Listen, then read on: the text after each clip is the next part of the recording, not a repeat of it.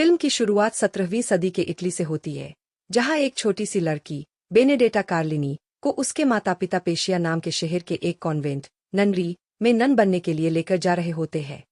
रास्ते में उनका परिवार सड़क किनारे बने एक छोटे से वेदी ऑल्टर पर रुककर प्रार्थना करता है। इसी दौरान कुछ डाकू वहां आ जाते हैं और बेनेडेटा की मां का हार छीनने की कोशिश करते हैं। बहुत धार्मिक स्वभाव की बेनेडेटा उन्हें चेतावनी देती है कि वो वर्जिन मैरी से बात करती है और मैरी उन्हें सजा देंगी। उड़कर आती है और गिरोह के सरदार की आंख में पॉटी कर देती है। उसके साथ ही हंस पड़ते हैं और वो हार वापस कर देता है। पेशिया पहुंचने के बाद बेनेडेटा को वहां की हेड एबेस फेलिसिटा कॉन्वेंट में शामिल कर लेती है। सालों बीतते हैं और बेनेडेटा एक बहुत ही धार्मिक युवती बन जाती है। एक दिन जब वो नाटक में वर्जिन मैरी का रोल कर रही होती है, उसे अचानक यीशु का दर्शन होता है जो उसे पुकार रहे होते हैं। इसी समय एक और लड़की बार्तोलोमिया कॉन्वेंट में शरण लेने आती है।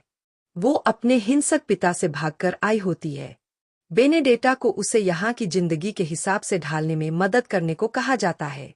एक रात बार्तोलोमिया बेनेडेटा को बताती है कि उसके पिता और भाइयों ने उसका यौन शोषण किया था।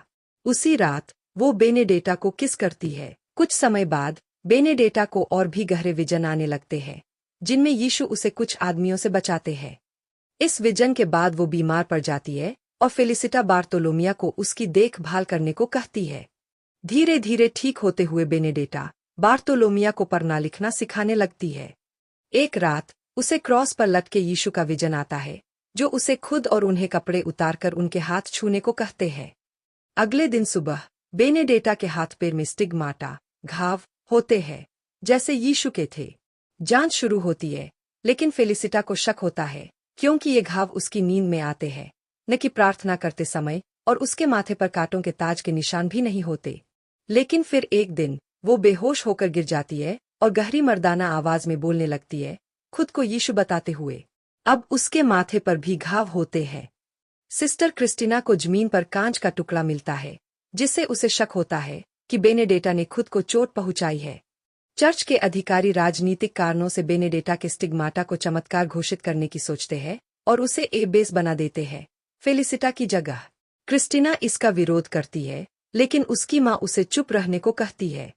अब बेनेडेटा और बार्तोलोमिया एक साथ पुराने चैम्बर में रहने लगते हैं और उनका यौन संबंध शुरू हो जाता है। बार्तोलोमिया तो वर्जिन मैरी के आकार का एक लकड़ी का खिलौना भी बना देती है। क्रिस्टीना पादरी के पास जाकर झूठा आरोप लगाती है कि उसने बेनेडेटा को खुद को चोट पहुंचाते देखा है, लेकिन पब्लिक में ये बात साबित नहीं कर पाती। इसके बाद बेनेडेटा खुद को यीशु बताते हुए क्रिस्टीना को सजा देती है और फेलिसिटा छुपकर दोनों को देख लेती है। आसमान में एक धूमकेतु दिखाई देता है, जिसे लोग शकुन मानते हैं। जल्द ही क्रिस्टीना छत से कूदकर जान दे देती है। जब प्लेग पूरे इलाके में फैलता है, बेनेडेटा दावा करती है कि उसे विजन आया है कि पेशिया बच जाएगा और कॉन्वेंट को सील कर देती है। लेकिन फेलिसिटा भागकर चर्च के दूत नुनियो को सब बता देती है। वो नुनियो को लेकर लौटती है और पाती है कि बेनेडेटा मर चुकी है। लेकिन अंतिम संस्कार के समय वो अचानक जाग उठती है और कहती है कि वो स्वर्ग में थी और उसने सबका भविष्य देखा है। नुनियो लकड़ी का खिलौना ढूंढने का आदेश देता है, लेकिन नहीं मिलता। जांच में बार्तोलोमिया ये मानने से इनकार कर देती है कि उसका बेनेडेटा से रिश्ता था। बाद में नुनियो से निजी मुलाकात में बेनेडेटा उसके पैरों को धोते समय उसके कपड़ों में पिस्सू देख लेती है और समझ जाती है कि शायद वही प्लेग कॉन्वेंट में लाया है।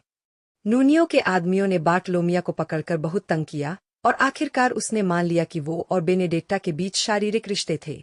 वो नुनियो को बेनेडेटा के कमरे में रखी उस लकड़ी की मूर्ति सेक्स टॉय तक ले जाती है, जो एक किताब के अंदर छुपी होती है। बेनेडेटा को गिरफ्तार कर लिया जाता है। फिर से बेनेडेटा मर्दाना आवाज में बोलती है, अपने विरोध करने वालों को कोसती है और कहती है कि नुनियो जल्द ही बीमार पड़ जाएगा। नुनियो घबरा जाता है और उसे पता चलता है कि फेलिसिटा को प्लेग हो गया है, लेकिन वो इसे छुपाकर रखने का आदेश देता है। बार्तोलोमिया को कॉन्वेंट मठ से निकाल दिया जाता है। बेनेडेटा की फांसी का दिन आता है। सजा सुनाने से पहले वो फेलिसिटा से मिलना चाहती है और माफी मांगती है।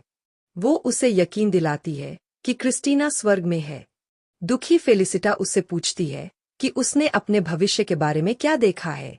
बेनेडेट्टा उसके कान में कुछ फुसफुसाती है। नूनियो को चेतावनी दी जाती है कि पेस्चिया के लोग बेनेडेट्टा को फांसी नहीं होने देंगे, लेकिन वो अनसुना करके आगे बढ़ता है। जब बेनेडेट्टा को गुस्साई भीड़ के बीच से ले जाया जा रहा होता है, बार्टोलोमिया सामने आकर उससे माफी मांगती है। बेनेडेट्टा बस मुस्कुराती है। शहर के चौक में नूनियो उसे आग में जलाने की बजाय गला दबाकर जल्दी मौत देने की पेशकश करता है, अगर वो कबूल कर ले। बेनेडेट्टा मान जाती है। तभी वो अपने हाथों पर नए घाव दिखाती है और मर्दाना आवाज में बोलने लगती है। कहती है कि मौत का फरिश्ता आ रहा है। फेलिसिटा भीड़ से आगे आती है, चोगा उतार देती है और अपना प्लेग से भरा शरीर दिखाती है।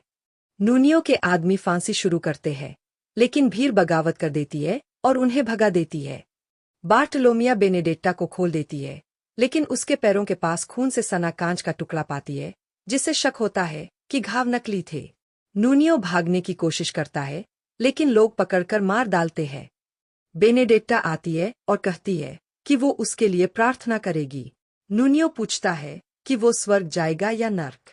बेनेडेट्टा कहती है स्वर्ग, लेकिन वो यकीन नहीं करता और कहता है कि वो झूठ बोल रही है। बार्टोलोमिया जल्दी से बेनेडेट्टा को वहां से खींच लेती है। इसी बीच फेलिसिटा गलती से उस आग पर चढ़ जाती है जो बेनेडेट्टा के लिए लगाई गई थी, और शहर के बाहर एक अस्तबल में जलकर मर जाती है। अगली सुबह बेनेडेट्टा और बार्टोलोमिया रात भर छुपने के बाद साथ जागते हैं। बेनेडेट्टा पेस्चिया की तरफ देखती है और कपड़े पहनने लगती है। कहती है कि उसे वापस जाना है। बार्टोलोमिया उससे रुकने की भीख मांगती है। कहती है कि अब वो साथ रह सकती है और कहीं भी जा सकती है। वो बेनेडेट्टा से कहती है कि कम से कम उसके सामने मान ले कि घाव नकली थे, लेकिन बेनेडेट्टा इनकार कर देती है और कहती है कि लोग अभी भी उसे चाहते हैं। बेनेडेट्टा पेस्चिया की तरफ चल पड़ती है। आखिरी मैसेज में दिखाया जाता है कि बेनेडेट्टा अपनी मौत तक 70 साल की उम्र तक मठ में ही रही और प्लेग कभी पेस्चिया तक नहीं पहुंचा। ये फिल्म दिखाती है कि कैसे महिलाओं की इच्छाओं को सख्त धार्मिक माहौल में कंट्रोल किया जाता है।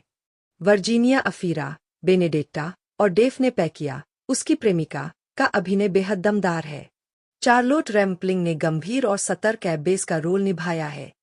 डायरेक्टर पॉल वेरहोवे ने सीधी सादी कहानी की बजाय बड़े मुद्दों जैसे सेक्सुअल फ्रीडम, ताकत, जेंडर और आस्था बनाम तर्क की लड़ाई को एक्सप्लोर किया है। देखने के लिए धन्यवाद। सब्सक्राइब करना न भूले। अगले वीडियो में मिलते हैं।